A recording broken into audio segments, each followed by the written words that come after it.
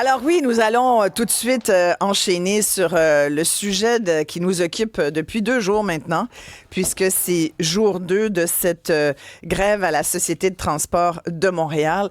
Et c'est un sujet, je vous en parle, ce n'est pas qu'un sujet montréalais, c'est un sujet qui touche la moitié du Québec. Parce que quand on y pense, toutes les sociétés de transport, la STM est une grande société de transport, bien des gens en ressentent l'impact de cette grève des employés d'entretien, parce que si vous êtes sur la Rive-Nord et sur la Rive-Sud, ça vous gêne aussi. Vous ressentez bien sûr l'impact sur la circulation, puis je peux vous le dire, il est très grand parce qu'aux abords du pont Champlain ce matin, c'était pas drôle, j'ai été moi-même coincée dans le trafic. Alors on va en parler de tout ça, puis surtout du conflit, parce que c'est pas le premier à la STM. Il y en a qui vont dire, ça fait longtemps qu'on n'avait pas eu un. Mais surtout, si aux employés d'entretien s'ajoute dans les prochains jours la grève des chauffeurs d'autobus et de métro, c'est pas drôle. Certains prédisent déjà un conflit très, très long. On va en discuter et je vais vous demander d'abord à vous, est-ce que ça vous a donné l'occasion d'être obligé de vous organiser autrement? Est-ce que ça veut dire que vous avez délaissé les transports les transports en commun pour votre voiture? Hein? Des fois, par la force des choses, on veut être écolo, on veut bien utiliser le transport collectif, mais faut-il toujours qu'il fonctionne? Avez-vous pris votre char désormais? Et des fois, il y a des gens qui disent, moi, c'est ça qui va faire la différence pour les... Désormais, il y a même des gens qui le disent un peu tannés, ne serait-ce qu'en pensant au REM, là. Moi, j'ai beaucoup de gens qui me disent, le REM, là, regarde, ça me convainc. Je vais m'acheter une voiture. Il y a des bons prix en ce moment. On peut négocier.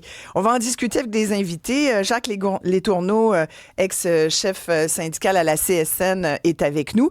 Mais avant, on va parler avec Marie-Claude Léonard. Elle est directrice générale de la Société de transport de Montréal. Bonjour, Madame Léonard. Bon matin, Mme Maréchal. Alors, qu'est-ce qui arrive là avec ce conflit-là? Jour 2, il y en a qui disent que ça va être très, très, très long. Les employés d'entretien réclament des hausses salariales de 25 % sur 5 ans. On fait un chiffron, c'est à peu près 5 % par année. Êtes-vous en mesure de négocier avec eux? Tout d'abord, là, quand je reprécise, on a eu un avis de grève du 9 au 17 juin, donc il n'y a pas de nouveaux avis de grève qui ont été émis et ça vaut pour les 3 syndicats là, avec lesquels on est en négociation avec la STM qui ont fait voter un mandat de grève, donc il y a un avis de 7 jours qui doit être donné. Donc la grève devrait prendre fin là, au 17 juin pour les prochains jours.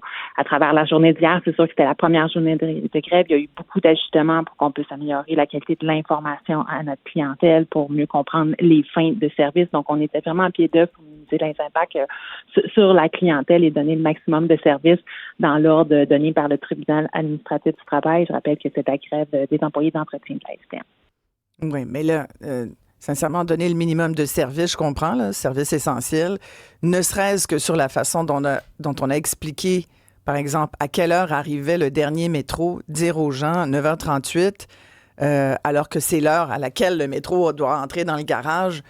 Sincèrement, j'appelle ça de la mauvaise information puis du mauvais travail de communication. Hein.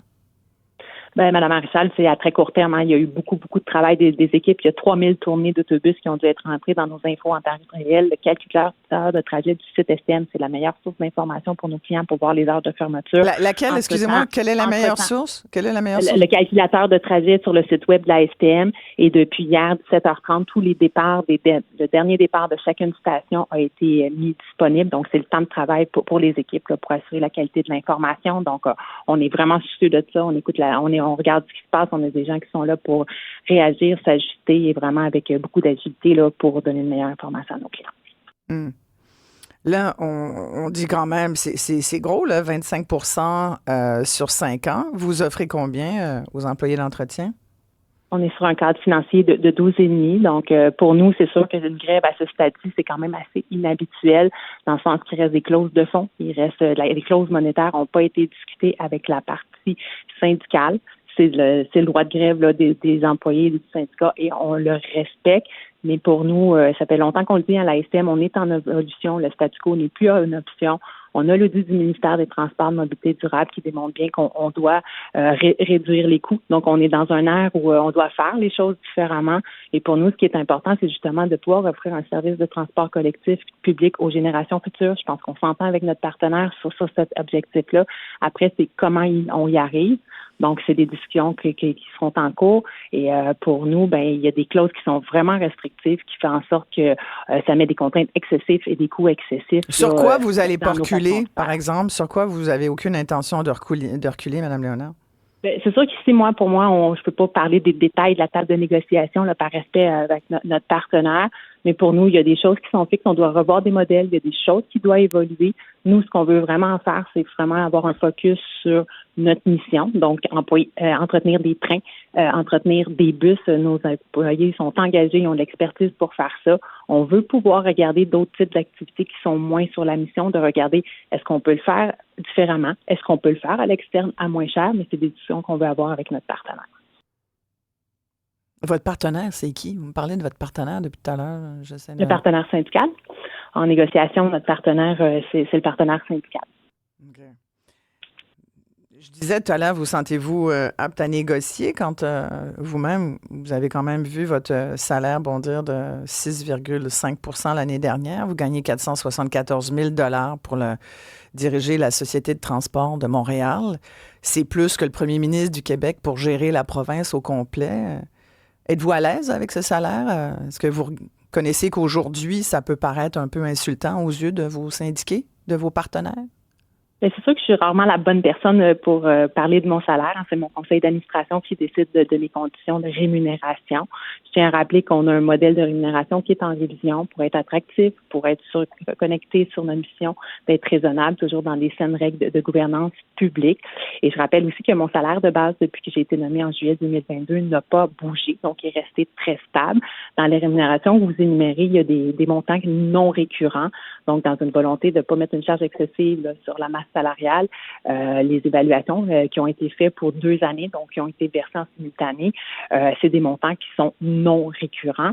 Et c'est des montants qui se cumulent. Donc, j'ai eu les mêmes... disons que j'ai été traitée comme l'ensemble des employés de la STM. Vous avez été traité comme l'ensemble des employés de la STM. Moi, mettons que je suis employé d'entretien, là, j'accepte difficilement cette phrase-là, là. Quand on fait 474 000 $ là, aux yeux des syndiqués qui estiment ne pas avoir des bonnes conditions de travail, c'est difficile à comprendre. Comme je vous mentionnais, Mme Maréchal, là, c'est mon conseil d'administration qui définit ma rémunération. On est ici pour parler de négociation et faire avancer des choses. Mais c'est quand même important. Donner le service à la clientèle. Oui, non, mais c'est sûr, mais tout est une question d'interprétation. Puis c'est sûr que quand on négocie, ça fait partie de la donne aussi, puis ça devient un argument à un moment donné aussi qui donne qui donne des moyens aux partenaires, à la partie adverse. Dans ce cas-ci, donc, vous me dites que votre salaire l'année prochaine va être plus bas. C'est ça que vous me dites, Marie-Claude Léonard? Ce que je dis, c'est que dans chaque rapport annuel, mon salaire est publié avec les avantages sociaux. Ce qui a été utilisé comme salaire global, c'est un salaire avec les assurances, les régimes de retraite et des montants forfaitaires non récurrents qui ont été versés. Oui. Bon, là, évidemment, il y a plein de gens qui nous écoutent puis qui constatent le bordel, comme cet auditeur qui dit, le bordel cette semaine avec la grève de la STM. Mes enfants font autour d'une heure de bus pour se rendre à l'école matin et soir. On tombe en ce moment dans la période des examens. Ça, c'est très important, Mme Léonard. Ça, c'est vrai. Beaucoup de jeunes sont en examen. Donc, souvent, pas d'école en PM, pas d'autobus avant 3 heures pour le retour à la maison. Incapables aussi de se rendre à leurs rendez-vous médicaux. Pas d'autobus, ces heures-là, c'est un gros casse-tête. Il y a des gens qui travaillent aussi en santé, qui traitent les patients atteints de cancer. Croyez-moi, quelqu'un me dit, je suis très, très loin de gagner 107 000 $ par année. Ça, c'était le salaire moyen attribué, entre autres, dit-on, aux chauffeurs d'autobus. Là, ce sont les employés d'entretien qui sont en grève. Mais qu'est-ce que vous dites aux gens, là, aux Montréalais et Montréalaises et tous ceux qui utilisent les services de la STM aujourd'hui, là, ce matin? Qu'est-ce que vous leur dites? On est très, très conscient de l'impact que ça a quand on suit sur le transport collectif pour se déplacer. Ça a un gros impact sur notre vie, sur l'ensemble des citoyens et citoyennes, sur leur mobilité. La STM a demandé un facilitateur à la partie syndicale. On est toujours en attente depuis le 29 mai pour pouvoir mieux trouver des solutions, accélérer le rythme sur la table de négociation. Et de l'autre côté, mais je rappelle que la majorité des employés qui livrent le service durant la grève des employés d'entretien, c'est d'employés qui ne sont pas en grève présentement, qui sont là sont au rendez-vous pour livrer le service. Alors, on demande aussi respect et bienveillance à notre clientèle, même si on sait que ça a un énorme impact de ne pas avoir de service sur l'ensemble des plages horaires. Oui, respect et bienveillance, c'est difficile en ce moment, là, aussi avaler comme mot. Il y a des gens qui me disent, y a-t-il quelqu'un qui va parler du fait que la STM ne respecte pas leurs propres horaires établis pour la grève? Ils arrêtent les bus plus tôt que prévu, presque au moins 1 heure à l'avance. Le métro a arrêté plus tôt également, minimum 15 minutes. Donc, quelqu'un qui dit qu'il a vécu ça. Qu'est-ce que vous dites à cette personne? En fait, nous, on est obligés de respecter des horaires qui ont été entérinés par le tribunal administratif du travail. Je rappelle que c'est la grève des employés d'entretien, c'est leur droit, on le respecte, mais c'est pas nous qui décidons. Les horaires ont été entérinés. Alors, les trains doivent circuler pendant 3 heures. Donc, c'est certain que ça met une contrainte importante parce que le dernier départ doit faire en sorte que quand je pars de Côte-Vertu pour me rendre à Montmorency, je dois être à Montmorency pour les heures de fin de service essentielles. Donc, c'est clair que le dernier départ se fait plus tôt que l'heure de fin de service essentiel. Oui, mais on est dans le devoir de respecter ce qui a été voté ce qui a été entériné par le tribunal administratif. Sauf que quand on dit, par exemple, je prends l'exemple d'hier, on disait le dernier métro, là, il va passer à 9h38. Là, les gens, ils avaient compris, il va passer à 9h38, donc il passe à la gare. On attend, donc il est à 9h38. Non, c'était dans le garage. Il doit arriver dans le garage à 9h38. C'était pas précisé. Mais comment voulez-vous qu'ils déduisent le trajet jusqu'au garage? Comprenez-vous? C'est dire, il faut qu'il évalue. Mais il faudrait que ça prend-tu 40 minutes pour aller au garage? Ça prend-tu 22 minutes et quart pour aller au garage? C'est quand même beaucoup de demander ça. Déjà qu'on est en grève, qu'on est en service essentiel, je trouve que c'est quasiment irrespectueux de demander aux gens, pointez-vous comme au moins 3/4 d'heure à l'avance, là, parce que... Comprenez-vous ce que je veux dire? Les gens, c'est ça qu'ils n'acceptent pas, Mme Léonard, c'est que... Je comprends très, très bien. Ouais. C'est pour ça là, qu'on a refait des communications plus clairement. On avait indiqué que c'était la fin de service. Effectivement, il y a une complexité à gérer un réseau de bus et de métro.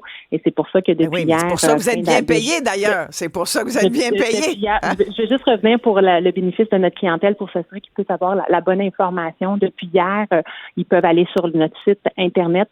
Tous les heures de départ par station ont été indiquées pour la fin de service et il y a des affiches qui sont en préparation pour qu'on puisse aussi mettre l'information à travers nos stations. Donc, on est très, très soucieux de donner la bonne information à la clientèle et on se réajuste en continu. Ouais. Est-ce que vous le prenez, vous, le transport en commun? Oui. Oui, j'utilise le transport en commun pour venir travailler. Tous les jours? Oui, c'est vrai? Oui. Ça a eu un impact sur vous aussi? Ça a dû vous faire pester un petit peu? Tout à fait. On a besoin de notre transport collectif. On le sait, on est un service essentiel à la population et on y croit beaucoup. Et c'est pour ça qu'on est en transformation pour la viabilité de notre service et la pérennité d'un transport collectif public pour les générations futures. Oui. Puis là, si les chauffeurs d'autobus et de métro décident à leur tour d'aller en grève, moi, il y en a beaucoup qui m'écrivent, là, puis ils n'ont pas l'air d'être très, très contents. Il y a René qui me dit on n'a jamais eu l'augmentation du coût de la vie, nous, pendant la pandémie. Il y en a beaucoup qui m'écrivent et qui me disent aussi ne nommez pas notre nom parce qu'il y a une omerta à la STM. On nous surveille, on n'a pas le droit de parler. Beaucoup de gens m'ont écrit d'ailleurs depuis hier en me disant un peu la même chose. J'espère qu'ils ont le droit de parler et qu'il n'y aura pas de représailles pour les chauffeurs qui décident d'appeler dans des émissions de radio. Là, rassurez-nous, Mme Léonard. On a un code d'éthique que nos employés connaissent et qui se doivent de respecter. Donc, il y a des éléments qu'on peut mentionner, il y a des éléments donc, il y a un code d'éthique qui est en place sur les relations avec les médecins. Non, mais, puis ça dit quoi? Ça dit quoi, ce code d'éthique? Je peux pas aller dans ce détail-là ce matin, mais chacun connaît les règles internes. Mais donc, ils n'ont pas le droit d'appeler... On n'empêche pas... Mettons, ils ont-tu le droit d'appeler à mon émission puis de dire qu'ils sont pas contents de leur employeur ou ils n'ont pas le droit? On n'empêche pas les employés de parler, toujours dans leur devoir de loi. Bon, OK. OK, mais donc, si jamais il fallait que les chauffeurs d'autobus et de métro se rajoutent à ça, ça serait vraiment un problème, hein, je pense, qui continuerait, là. Tout à fait. On est en négociation, comme je disais, avec il y a 6 syndicats au total à la STM. On est en négociation avec 4 syndicats, 3 ont un mandat de grève. Toutefois, pour pouvoir aller en grève, ça prend un avis, donc ça donne un séjour de se réajuster.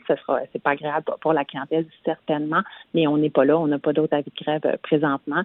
Et après, avec un avis de grève, ça prend aussi un niveau de service essentiel entériné par le tribunal administratif du travail. Oui, OK. Ben, il y a l'exception d'en fin de semaine, là. Il y a beaucoup de gens qui m'écrivent là-dessus parce qu'ils comprennent pas pourquoi, par exemple, les jeunes doivent se débrouiller par leurs propres moyens pour aller à leurs examens. Mais quand il s'agit de la F1, on a quand même retour au service normal. C'est vous qui avez tenu à négocier ça avec la Ville, Madame Léonard? Comment ça s'est passé rapidement? Et quand on se présente au tribunal administratif du travail, tout d'abord, on a réussi à s'entendre avec la partie syndicale sur des niveaux de service qu'on a déposés le 2 juin au tribunal administratif du travail. À travers ça, les éléments qu'on considère, c'est l'affluence, l'achalandage et les notions de santé et sécurité. Présentement, au tribunal, le service va être établi en fonction de la santé et la sécurité de la population. Le week-end Grand Prix emmène beaucoup d'achalandage et on est sur une île isolée. Donc, il en va vraiment de la sécurité des gens pour être capable de gérer l'achalandage. Donc, on dit vaut mieux que les gens y allent en métro ou en autobus parce que si tout le monde y allait par leurs propres moyens, en voiture ou en vélo ou en trottinette, ça serait dangereux. C'est ça la raison? Dans les faits, il y a 97 des gens qui se déplacent vers le Formule 1 en mobilité durable. Donc, pas de mobilité durable. Il y a un enjeu de sécurité sur un site qui est isolé comme un île. D'accord. Ben, merci d'avoir pris le temps de nous parler, Marie-Claude Léonard. Merci, Mme Marissal. Bonne journée.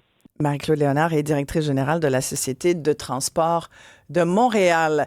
Bien, j'ai envie de faire la pause maintenant, mais on va revenir tout de suite après avec Jacques Letourneau et vos commentaires, bien sûr.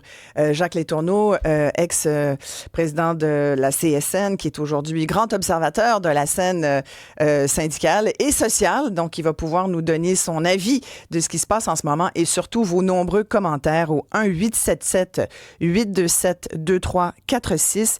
Et par texto, vous pouvez m'écrire en faisant le 187 Cube Radio. Ne vous gênez pas, je sais que ça vous ennuie profondément. C'est pas évident pour personne. Il y a bien des gens là, qui disent, il y en a qui disent, je crois pas qu'elle prend le métro puis le transport en commun. Ben là, il faut la croire, elle nous l'a dit, Mme Léonard. Apparemment qu'elle a un stationnement privé. Ben ça se peut bien aussi. Il y a beaucoup de gens donc qui sont très en colère, qui disent que la STM est une passoire à argent. Ils sont incapables de respecter les budgets et demandent de l'argent au gouvernement, nous dit Mike. En plus, les cadres osent se voter des bonis annuels, même quand la société est dans le rouge. Quel culot. Je vous sens très en colère, les amis. Ben, je vous donne l'occasion de sortir le méchant tout de suite après ceci.